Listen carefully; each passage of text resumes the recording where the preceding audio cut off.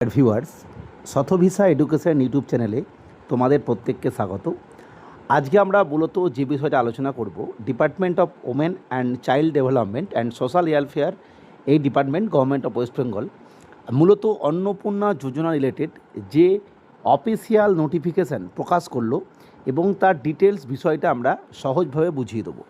ফলে যাদের ক্ষেত্রে এই বিষয়টা জানা জরুরি, অর্থাৎ কারা এর জন্য এলিজেবল, নতুন করে আবেদন কবে থেকে হবে, সেক্ষেত্রে কী কী ডকুমেন্টস লাগবে, পুরনো যারা আছেন তারা কিভাবে এটা পাবেন, এই সমস্ত বিষয়টা আলোচনা করব। এবং সমস্ত বিষয়টা কিন্তু নোটিফিকেশানেই লেখা আছে। আমরা দেখতে পাচ্ছি নোটিফিকেশান হচ্ছে 19/5/26 এবং মেমো নম্বর হচ্ছে 2411/WCDO/AB4/2026। এখানে যেটা বলা হয়েছে এটা সম্পূর্ণভাবে অন্নপূর্ণা যোজনা রিলেটেড, অর্থাৎ অন্নপূর্ণা ভাণ্ডার যেটা আমরা বলছি সেই প্রোগ্রাম রিলেটেড। এই প্রোগ্রামের বেনিফিশিয়ারি কারা হচ্ছেন সেটা প্রথমেই লেখা আছে।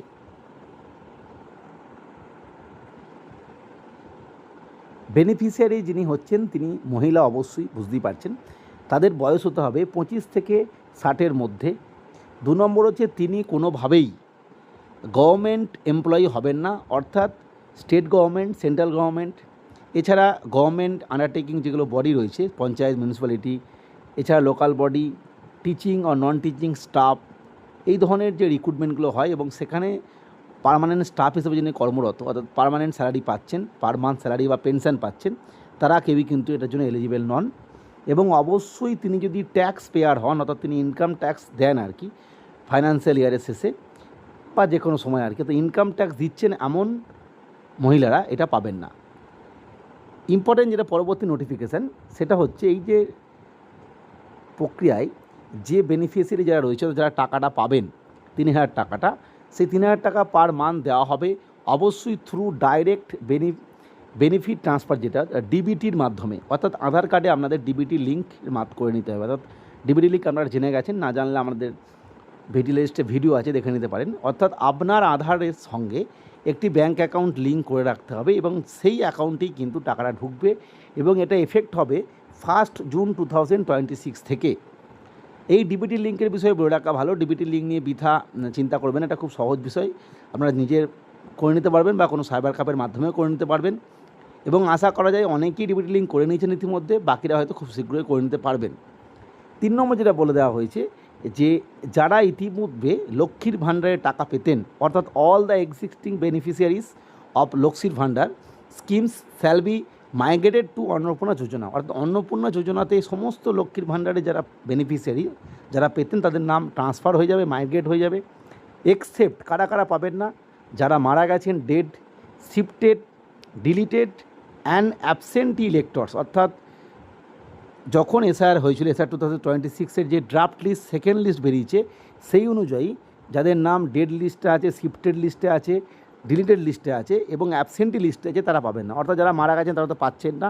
এছাড়া ওই লিস্ট অনুযায়ী যাদের নাম এই তালিকাতে পাচ্ছেন না, কিন্তু মনে রাখতে হবে তারাও পাবেন যদি কেউ তারপরে যাদের নাম এএসডি লিস্টে ছিল, এই এএসডি লিস্ট মানে হচ্ছে এএসডিডি, সেটা হচ্ছে যারা ভোটার স্লিপ যখন দেওয়া হয়, অর্থাৎ বিএলওরা যখন ভোটের আগে ভোটার স্লিপ দিয়েছিলেন, সেই সময় অনেকে ভোটার স্লিপ নিতে পারেননি বা ছিলেন না, হয় তিনি মারা গেছেন বা সেই সময় অ্যাবসেন্ট ছিলেন, সেটাকে এএসডি লিস্ট বলা হয়। সেই লিস্ট অনুযায়ী যাদের নাম আছে বা যাদের নাম এই মুহূর্তে ডিলিট হওয়ার পর যারা বর্তমানে ট্রাইব্যুনালে গেছেন এবং পরবর্তী ক্ষেত্রে সিটিজেনশিপের জন্য আবেদন করেছেন, সেই সমস্ত ক্যান্ডিডেটরা কিন্তু পাবেন যতদিন না আপনাদের ওই যে ট্রাইব্যুনাল বা সিটিজেনশিপ সংক্রান্ত বিষয় না মিটে যাওয়ার পর যেটা হবে আর কি, যদি পজিটিভ হয় তাহলে আপনি পাবেন, নেগেটিভ হলে পাবেন না, সেটা আলাদা বিষয়। এই মুহূর্তে আপনারা পাবেন যারা ট্রাইব্যুনালে আছেন নাম বা সি এর জন্য অ্যাপ্লাই করেছেন, এটা গেল বিষয়, বাকি সবাই পাবেন। নেক্সট যেটা 4 নম্বর, নতুন করে যারা আবেদন করতে চাইছেন, যারা আগে পেতেন না লক্ষ্মীর ভাণ্ডারের স্কিমের সুবিধা, তাদের ক্ষেত্রে অন্নপূর্ণা যোজনা পোর্টাল, এই যে পোর্টালটা ওপেন হবে 1 জুন 2026 থেকে, সেক্ষেত্রে অবশ্যই একই রকমভাবে যেভাবে লক্ষ্মীর ভাণ্ডারের সময় বা যে কোনো স্কিমের জন্য আপনার আধার কার্ড, ব্যাঙ্ক অ্যাকাউন্ট, অবশ্যই ডিবিটি লিঙ্ক করে নিতে হবে আগে থেকে, সমস্ত ডকুমেন্টস দিয়ে আপনাকে অ্যাপ্লাই করতে হবে। অবশ্যই সেই অ্যাপ্লিকেশানের পদ্ধতি যেটা 1 জুন না এলে বোঝা যাবে না, তখন আমরা জানিয়ে দেবো।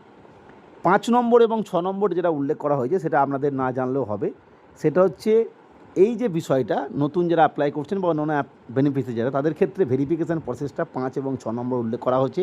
5 নম্বরটা হচ্ছে কলকাতা বাদে অন্যান্য জেলা, এবং 6 নম্বরটা হচ্ছে কলকাতার ক্ষেত্রে। এক্ষেত্রে বলা হয়েছে আর কিছুই নয়, যে ক্ষেত্রে পঞ্চায়েত এরিয়া সেক্ষেত্রে সেই সমস্ত ক্ষেত্রে হাই অথরিটি হচ্ছে বিডিও, তিনি সমস্ত বিষয় ভেরিফিকেশান করার পর ডিএম এন্ডে পাঠাবেন।